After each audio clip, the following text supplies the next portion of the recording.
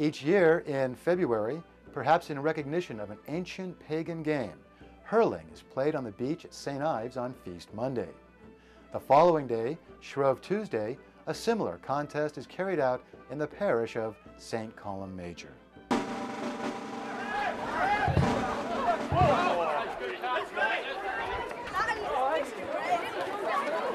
What's going on here? Shopkeepers boarding up their windows while citizens rumble in the streets? What's going on here? Covering up the windows for the hurling.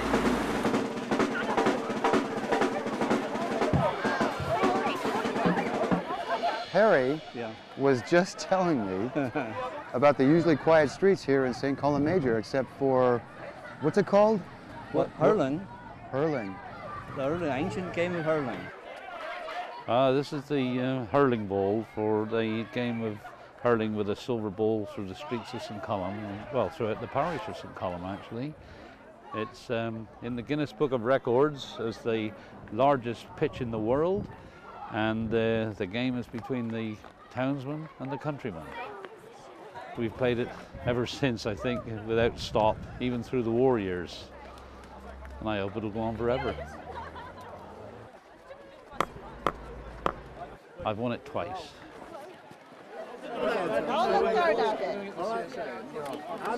And where's your goal? Body shape. Going out towards the Nuki, cross putty. Yeah. Little concrete dish. Like. Concrete? Hurl the ball out and get stuck into the scrums. That's all I do. Please just show me what to do. I ain't got a clue what to do. When you haven't a clue, ask Mrs. Call Me Bill Glanville, historian, archaeologist, and just good company. We're at the country goal at the top of Llanensworth Hill outside of St. Columb, and this is where the runners would head for to put the silver ball in the hurling trough. The silver ball for this year's Shrove Tuesday hurl was thrown up by Harry Ellery. Great honour to be asked by Adam to throw up the ball today, and I would like to ask for the ball to be hurled in the town for at least 1 hour, and I shall give £10 to the winner. But also a big sum in it. But there's also Mr. Bartlett to give another £10, so that will make it to £20. So that'll be a good show. So watch out. Town and country, do your best, for in this parish I must rest. Hip hip! Hooray! Hip hip! Hooray! Hip hip! Hooray!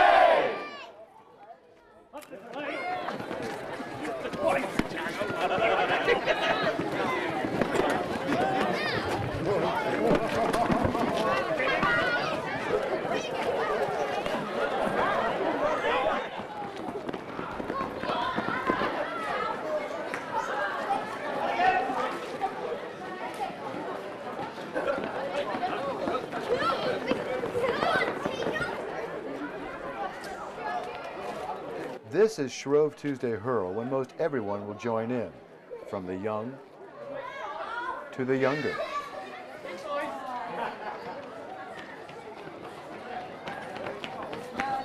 Consistent with many festivals in Cornwall, touching the ball brings good luck. We've got a little baby there.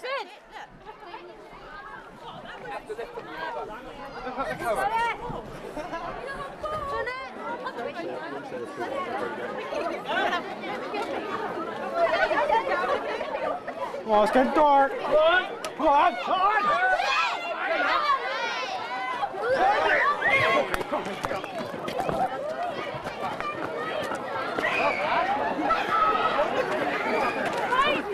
Short shrift is made of hurling on Shrove Tuesday.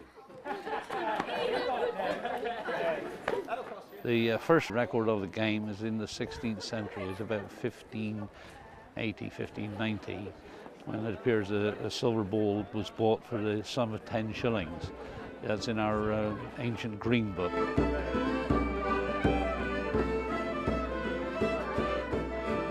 I'm David Thomas. I'm one of the team of 5 archivists who work for Cornwall County Council here at Cornwall Record Office. This is the famous Green Book of St. Columb Major Parish.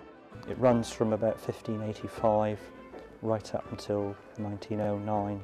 It's the account book of the church wardens and also the 12 men of the parish, but also records the payments for keeping the church in good repair, and also records the decisions of the vestry. Hurling was a sport enjoyed by the parish peoples. The monies were received on behalf of church or parish funds for that.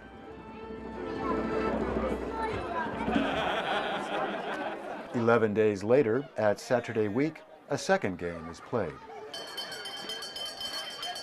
I would like to welcome all you hurlers who have come here today to join in the final hurl of 1998. And may the best man win. Now then, country, do your best, for in this parish we must rest. Hip hip! Hooray! Hip hip! Hooray! Hip hip! Hooray!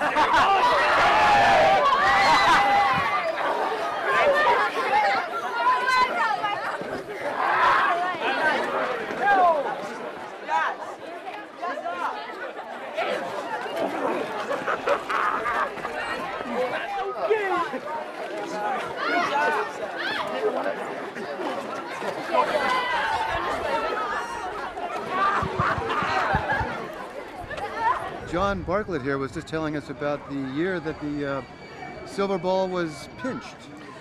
Well, I was a trainee director with the regional television company where the telly always comes here, and I was standing beside my camera, and a substitute ball was put in my hood of my camera, and I suddenly disappeared into the roadway, being filmed by the rival television company. But what actually happened was that somebody, as a prank, took the ball, took it out of this village to another village, took it out of Cornwall, which was pretty bad, took it into Wales, I think. It's a long, long story. It's all forgotten.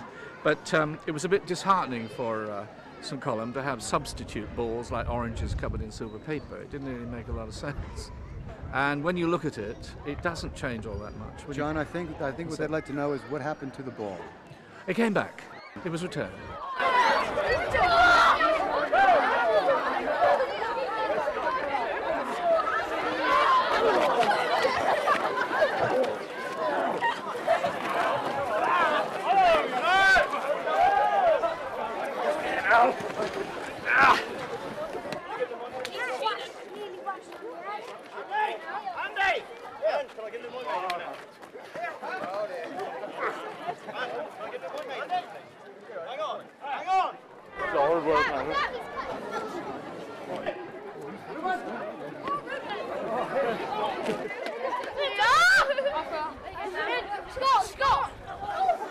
Hold on, whoa, hang on a minute, hang on. Yeah, where'd that one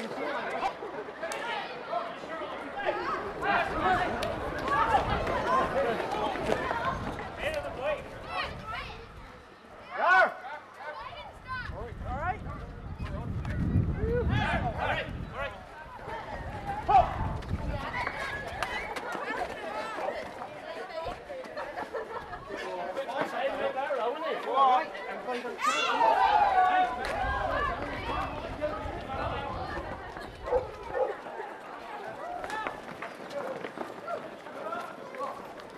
So where did hurling come from?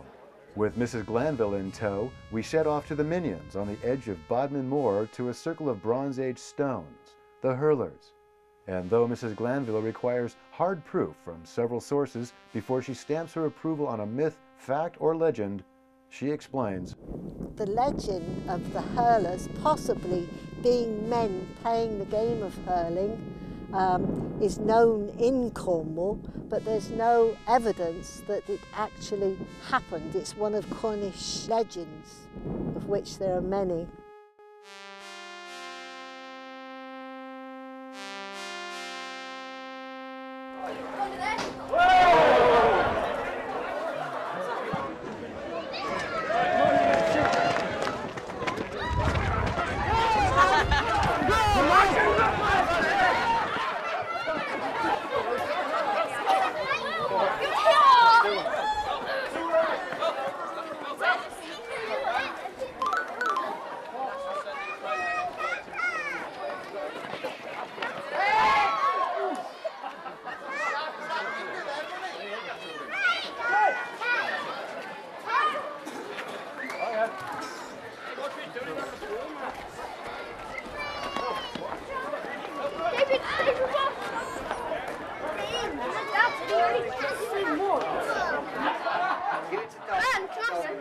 Around here. That's Right. It's it. It's got. Are you getting some good footage? Hey, hold the back. Are you getting some good footage? Thank you, Chris. Well, a producer's job covers all bases.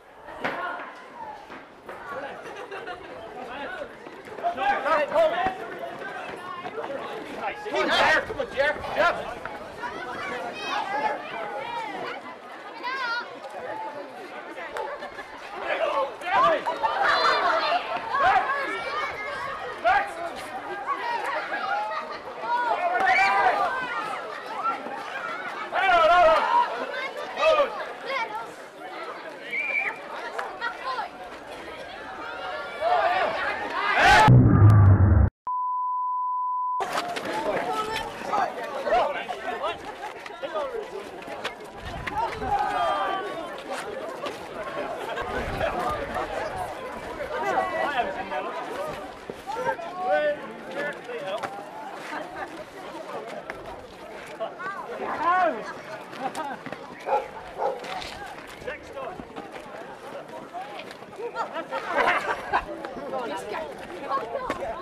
You must cut your fingernail.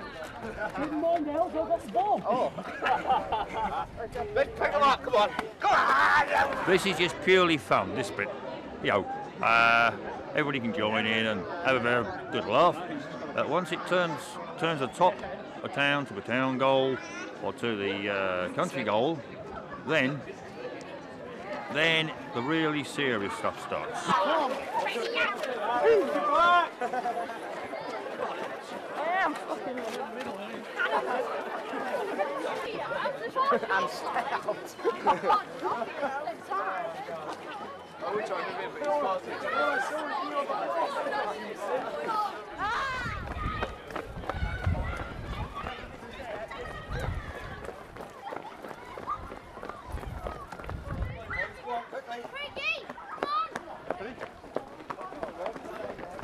And that was the last I saw of cameraman Chris Scarrett for a very long time. Enough time, that is, to abandon my perch in this warm establishment and scoot on over to the ballmaker's house. From pine boxes to applewood hurling balls, one could say this year's ball making was undertaken by Colin Rescorla. My grandfather got involved in the 1920s. My father took this job on in due course. It was only one every 4 or 5 years. In fact, there was one ball which was given in 1938, and that one was hurled for 22 consecutive hurls. What they used to do originally was to have silver coins, beat them slightly hollow, and then nail them around the side of an applewood ball. And they started making actual hemispheres, which was nailed around the applewood core. They then soldered with ordinary plumber's solder a silver band around the ball, and that's where the present shape of the ball comes from. The silver is 2 millimeters, or as far as we're concerned, the thickness of an old half crown. It comes in a rectangle, about 4 inches square. I cut the corners off, made it into a circle, Originally the hurling balls were made with an applewood centre. Applewood will hold screws, it doesn't split, it's dense, and it is very, very easy to turn. Who says hurling balls don't grow on trees? Did you see the ball coming this way? Yeah, it's going this way. Oh, thank God for that.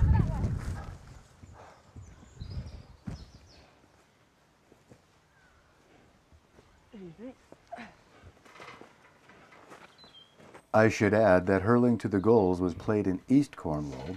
Hurling to the country was played in the West. St. Columb Major plays a sort of hybrid hurl.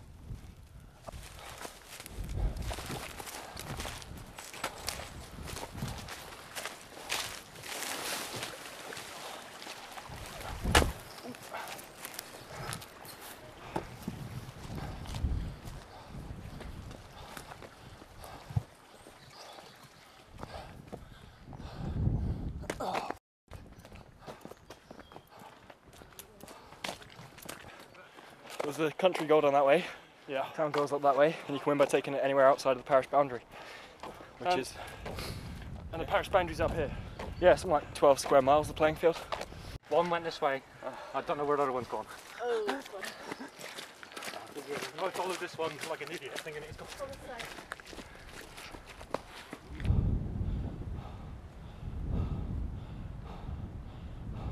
And you don't know where it's gone? No, it's gone back across there somewhere. I mean, they're heading for the parish boundary, which sort of meanders about 2 fields that way.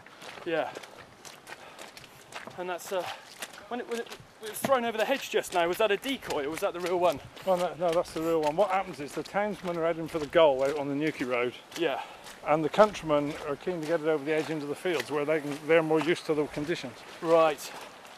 So what happens is the townsman head off towards the goal very often. The countryman gets the ball and throws it over the edge. And then this is what happens. I'm walking right through it. I'm walking right through it.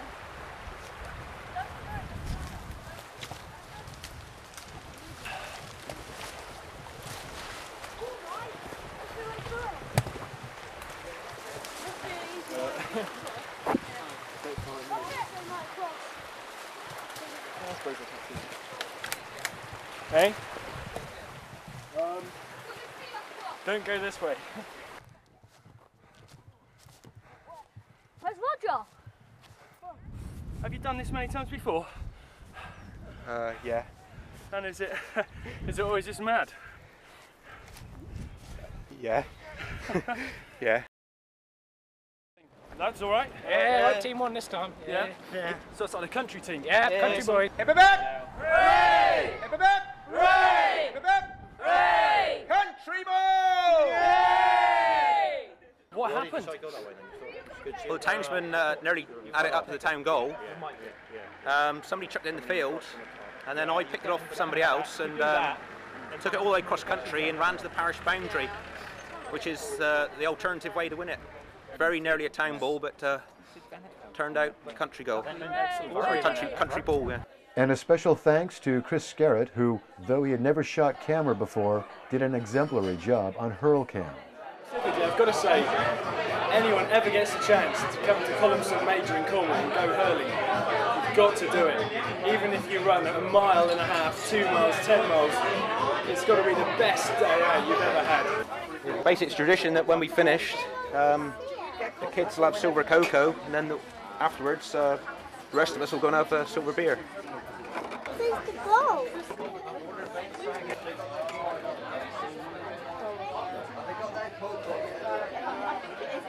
Any more for cocoa? Here we go. 1, 2, 3. Order, please. Order. This gallon of beer was bought by countryman Philip Ellery, the winner of the ball. Hip hip! Hooray! Hip hip! Hooray! Hip hip! Hooray! Country ball! Yay! First one.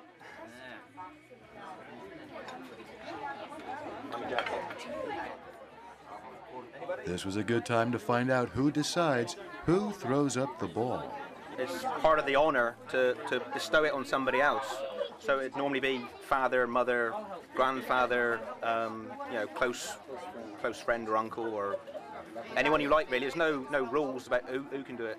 We had one year somebody's little boy threw it up. I thought maybe a boy from the West Country of the U.S. I've got somebody in mind already.